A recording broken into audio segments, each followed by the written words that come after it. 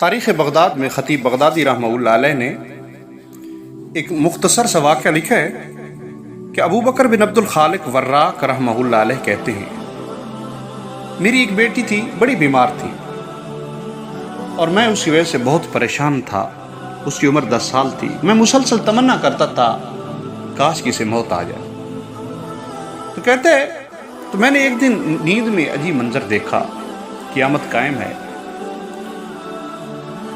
اور بچے نظر آ رہے ہیں، یأخذون بأیدی آبائہم فیدخلونہم الجنہ، اپنے والدین کے ہاتھ پکڑ رہے ہیں، ہاتھ پکڑ کے جنت میں لے کے جا رہے ہیں۔ فقلت لبنتی، میں نے اپنی بیٹی سے کہا، خذی بیدی، میری بیٹی میرا بھی ہاتھ پکڑنا، ادخلین الجنہ، تو مجھے جنت لے جا۔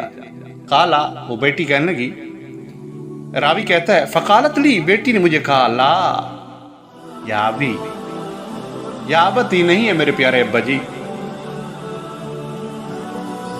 انت کنت تتمنی موتی، تو میری موت کی تمنا کیا کرتا تھا، میں تیرا ہاتھ پکڑ کے کیسے جنت پہ لے جاؤں۔ کہتے بیدار ہوا تو میں حیران ہو گیا، یہ میرے ساتھ کیا ہوا۔ پھر میں نے کہا، ربا میں بیٹیوں کے بارے میں کبھی ایسا نہیں کہوں گا۔